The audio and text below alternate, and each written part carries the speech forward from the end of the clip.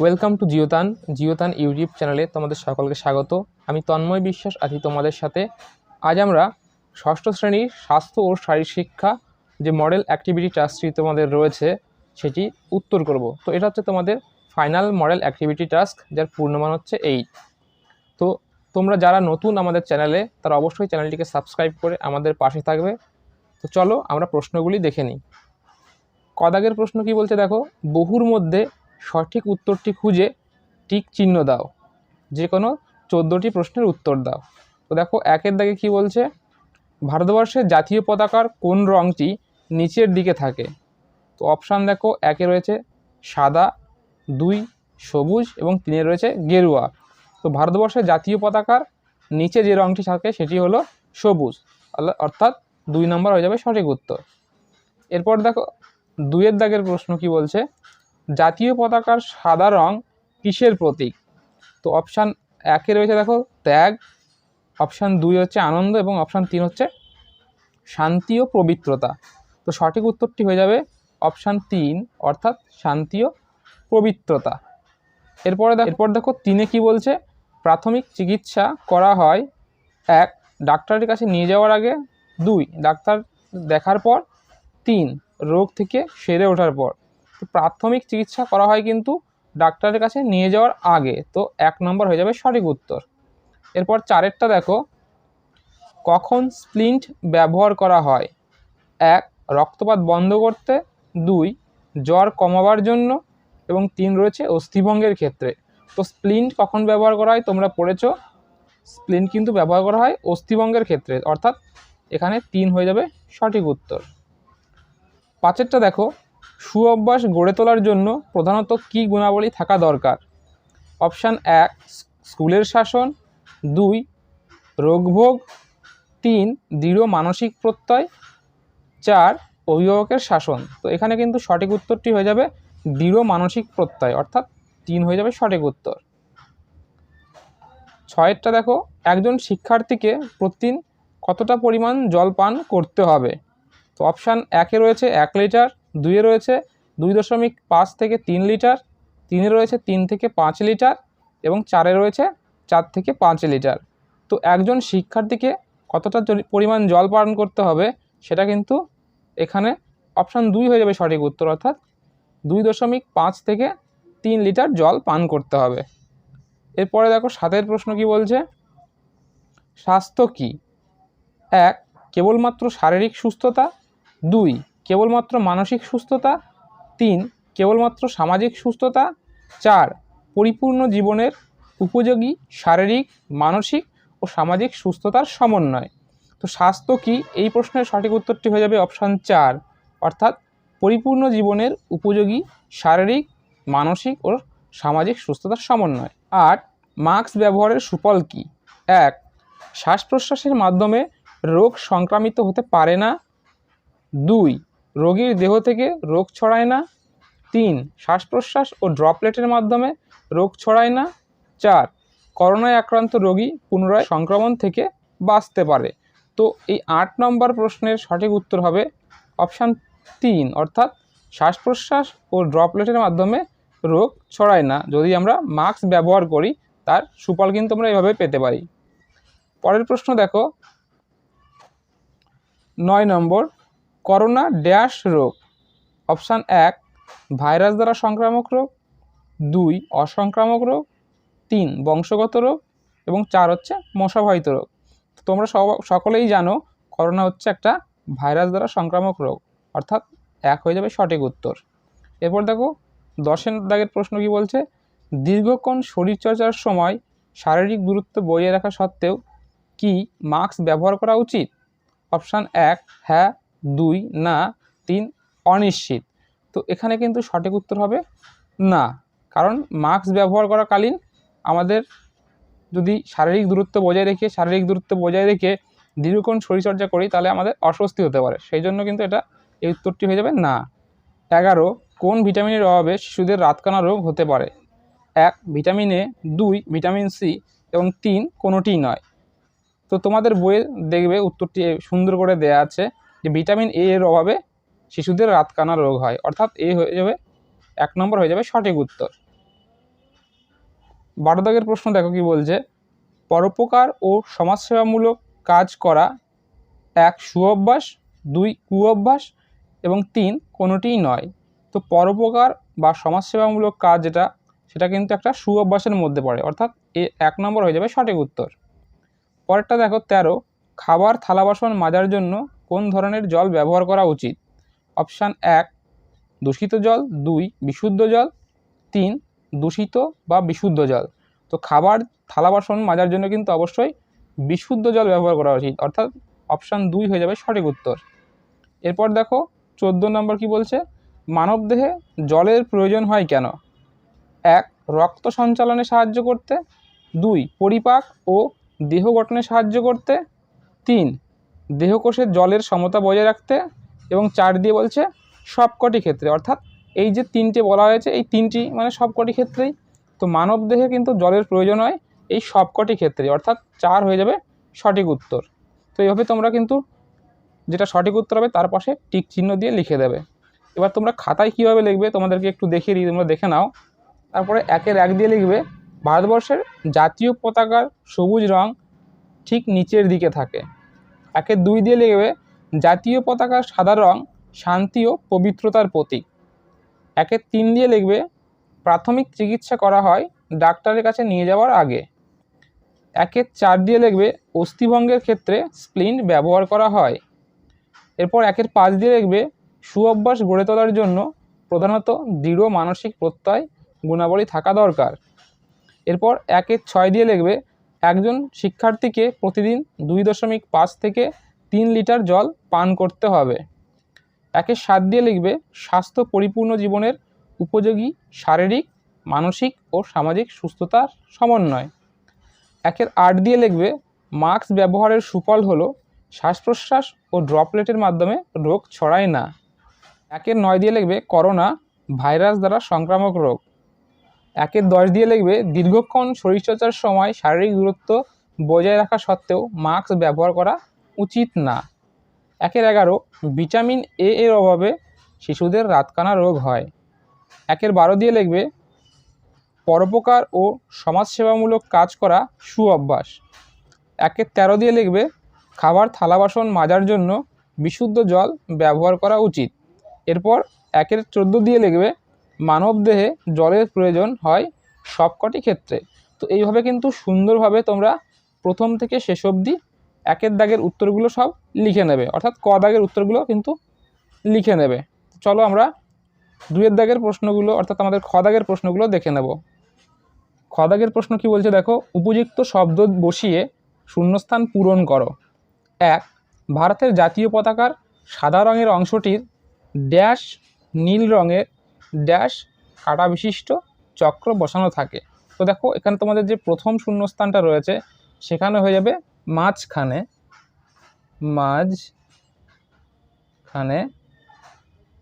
আর যে দ্বিতীয় যে শূন্যস্থানটা রয়েছে সেখানে হবে 24টি কাটা বিশিষ্ট চক্র বসানো থাকে। তো এইভাবে তোমরা লিখে নেবে, ভারতের জাতীয় পতাকার সাদা রঙের অংশটির মাঝখানে নীল রঙের 24টি কাটা বিশিষ্ট চক্র বসানো থাকে। 2 দাগ দেখো, জাতীয় শোক প্রকাশে জাতীয় পতাকা অর্ধনমিত থাকার দিনেও জাতীয় পতাকার প্রথমে ড্যাশ তুলে তারপর দণ্ডের ড্যাশ পর্যন্ত নামাতে হবে। তো প্রথম যে শূন্যস্থান হবে সেখানে কি উত্তর হবে তোমরা দেখে নাও। প্রথম হবে উঁচুতে, এবং দ্বিতীয় যেটা রয়েছে শূন্যস্থান সেখানে হবে অর্ধেক।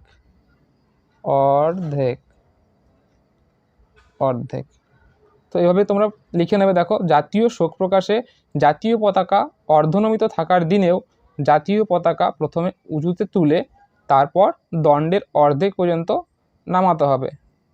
3 দাগে কি বলছে দেখো, আহত ব্যক্তির শ্বাস বন্ধ হওয়ার উপক্রম হলে দ্রুত কৃত্রিম ড্যাশ চালানোর ব্যবস্থা গ্রহণ করতে হবে। তো এখানে যে শূন্যস্থানটি রয়েছে সেখানে উত্তরটি লিখবে এইভাবে যে শ্বাসকার্য চালানোর ব্যবস্থা করতে হবে, অর্থাৎ এখানে লেখাব শ্বাসকার্য।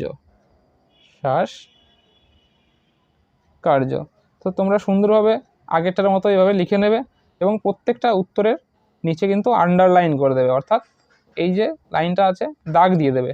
ঠিক আছে, চলো পরের প্রশ্নগুলো দেখি আমরা। 4টা কি বলছে দেখো, বিদ্যালয়ের প্রাথমিক চিকিৎসার বাক্সে কিছু প্রয়োজনীয় ড্যাশ থাকা আবশ্যক। এই শূন্যস্থানের এখানে কি বলবে, যে বিদ্যালয়ের প্রাথমিক চিকিৎসার বাক্সে কিছু প্রয়োজনীয় ঔষধ ঔষধ ঔষধ থাকা আবশ্যক।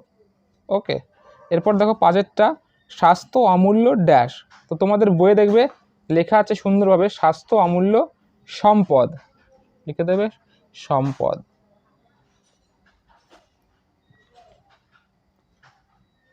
এরপর দেখো 6, মধুমেহ ড্যাশ ব্যাধি। তো মধুমেহ কি ব্যাধি, এটা হচ্ছে একটা অসংক্রামক ব্যাধি, লিখে দেবে সুন্দর করে এখানে শূন্যস্থানের মধ্যে অসংক্রামক,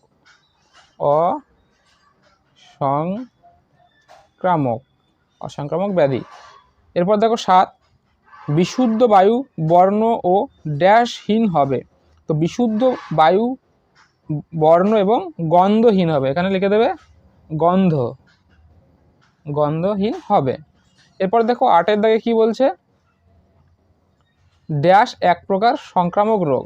তো এখানে অনেক কিছু হতে পারে, কলেরা হতে পারে, ইনফ্লুয়েঞ্জা হতে পারে, ভাইরাস হতে পারে। তো আমি এখানে লিখবো কি, কলেরা লিখে দিচ্ছি। ঠিক আছে, তোমরা অন্য কিছু লিখতে পারো।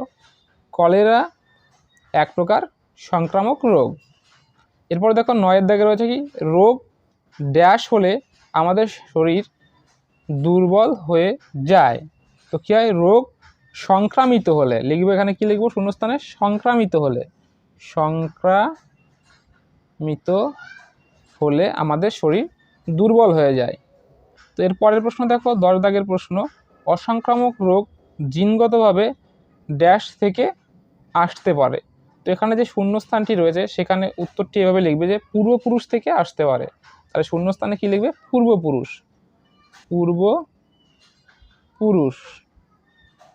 তাহলে এইভাবে লিখে দেবে অসংক্রামক রোগ জিনগতভাবে পূর্বপুরুষ থেকে আসতে পারে।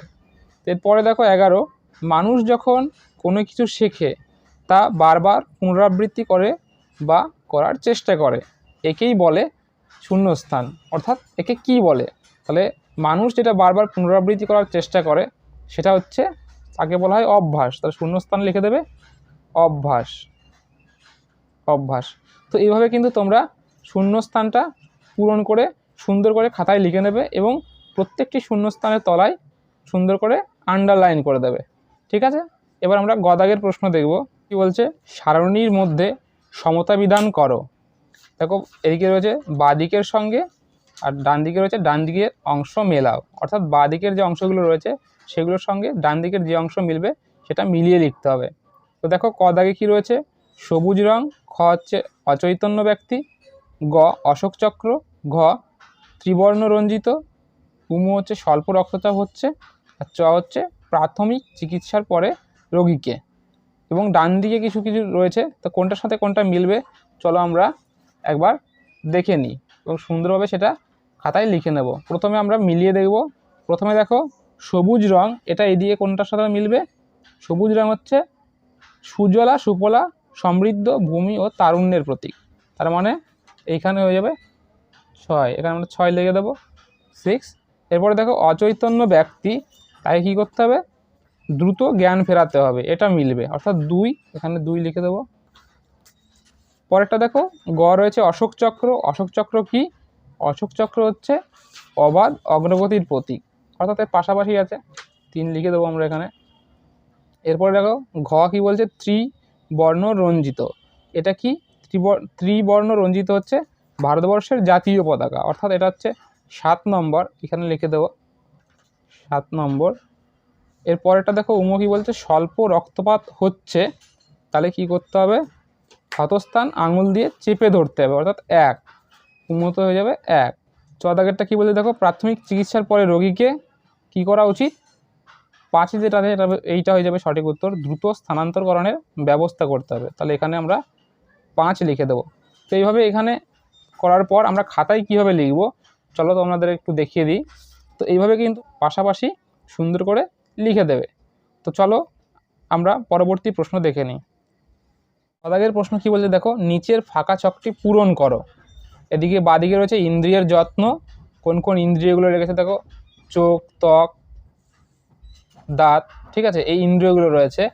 এবার ইন্দ্রিয়ের যত্নের নিয়মগুলি বর্ণনা করো, যে ইন্দ্রিয়গুলো রয়েছে সেগুলো আমরা কীভাবে যত্ন নেব, তো কি করবে, কি করা উচিত, অর্থাৎ কি আমাদের করলে ইন্দ্রিয়গুলো যত্নে থাকবে এবং কি করব না, অর্থাৎ আমাদের কি করা উচিত নয়, সেগুলো আমরা দেখব। তো এই যে ছকটা রয়েছে, এই ছকটা কি করে তোমরা খাতায় লিখবে, এখানে তো লেখানো সম্ভব নয়, লিখে দেয় এতটা, তোমাদের আমি খাতায় কিভাবে লিখবে আমি উত্তরটা লিখে দিয়েছি, তোমরা একবার দেখে নাও। দাগ দিয়ে এরকম করে একটা টেবিল করে নেবে, ইন্দ্রিয়ের যত্ন, উপরে লিখবে ইন্দ্রিয়ের যত্নের নিয়মগুলির বর্ণনা করা হলো, দিয়ে নিচে কি করবে, আর এদিকে ডান দিকে একদম ডান দিকে লিখবে কি করবে না, দিয়ে বাঁদিকে প্রথম ইন্দ্রিয়টা যেটা দেওয়া ছিল চোখ, চোখটা লিখবে, কি করবে তার এখানে লিখবে দেখো 1 নম্বর দিয়ে লিখবে পরিষ্কার ঠান্ডা জল দিয়ে চোখ পরিষ্কার করা। 2 দিয়ে লিখবে ভিটামিন এ সমৃদ্ধ শাকসবজি গ্রহণ করা। 3 দিয়ে লিখবে ধুলোবালি ও সূর্যের তাপ পরিহার করা। তো এটা হচ্ছে কি করবে, এরপরে কি করবে, করবে না সেটা কীভাবে লিখবে দেখো, কি করবে না, 1 হাতের আঙুল দিয়ে চোখ না চুলকানো। এরপর 2 দিয়ে লিখবে খুব কম বা বেশি আলোয় পড়াশোনা না করা। তো এইভাবে কি করবে না সেটাও লিখে দেবে। তো এবার দেখো খ দাগে কী রয়েছে, ত্বক, তাহলে ত্বকে কি করা উচিত এখানে লিখবো আমরা, কি করা উচিত দেখো, 1 দিয়ে লিখবে পর্যাপ্ত পরিমাণে বিশুদ্ধ জল পান করা। এরপরে 2 দাগ দিয়ে লিখবে প্রতিদিন স্নানের সময় জীবাণুনাশক সাবান ব্যবহার করা। 3 দিয়ে লিখবে ভিটামিন ডি এবং ভিটামিন ই সমৃদ্ধ খাদ্য গ্রহণ করা। এইগুলো ছিল আমাদের কি করা উচিত। তো এইভাবে আমরা লিখে দেবো যে কি করা উচিত সেগুলো এই ছকে লিখে দেবো। এরপরে ডান দিকে কি করা উচিত নয় সেগুলো লিখব। 1 দিয়ে লিখবে দূষিত জল পান না করা। এরপর 2 দিয়ে লিখবে অপরিষ্কার না থাকা।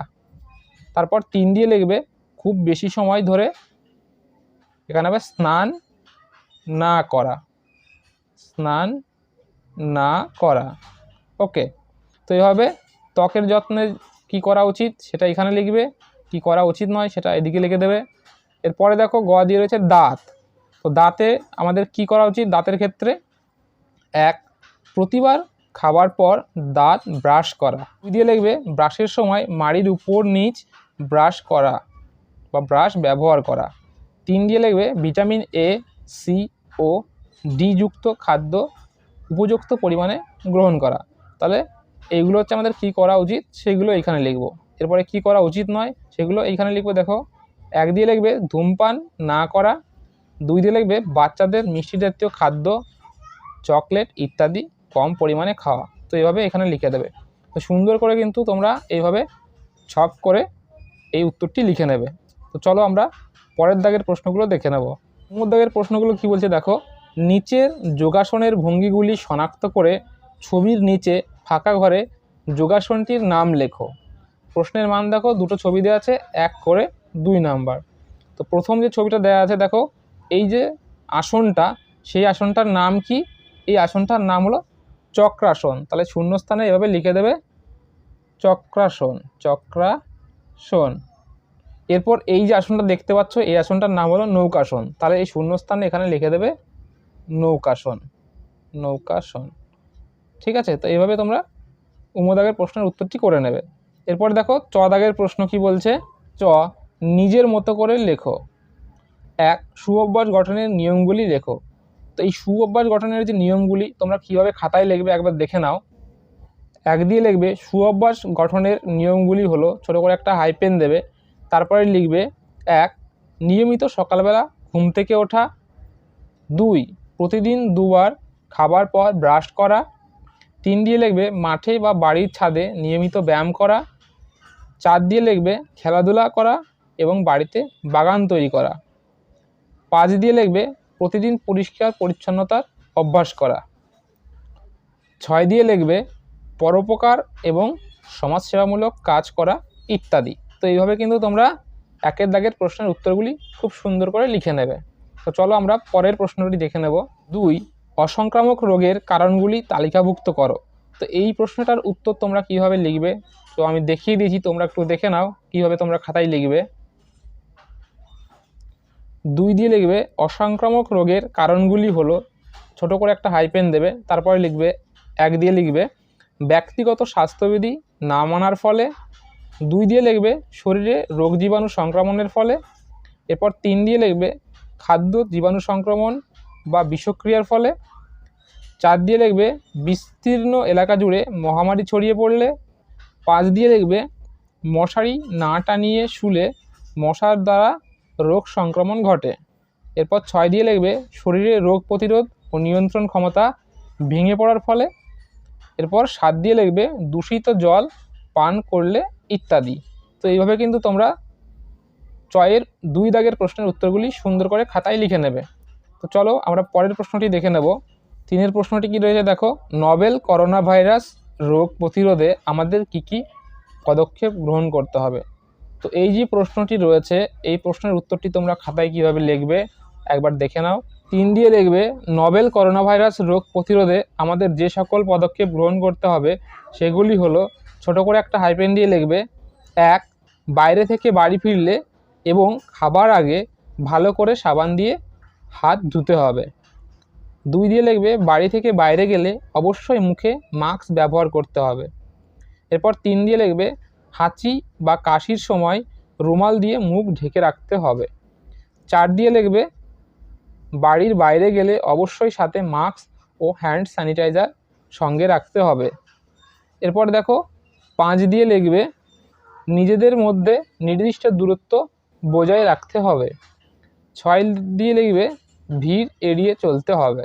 এরপর 7 দিয়ে লিখবে করোনা ভাইরাসের কোনো উপসর্গ দেখা দিলে অবশ্যই নিকটবর্তী স্বাস্থ্যকেন্দ্র বা হাসপাতালে যোগাযোগ করতে হবে। তো এইভাবে কিন্তু তোমরা সুন্দর করে খাতায় উত্তরটি লিখে নেবে। ভিডিওটি শেষ পর্যন্ত দেখার জন্য তোমাদের সকলকে ধন্যবাদ। সবাই সুস্থ থাকবে, ভালো থাকবে। নমস্কার।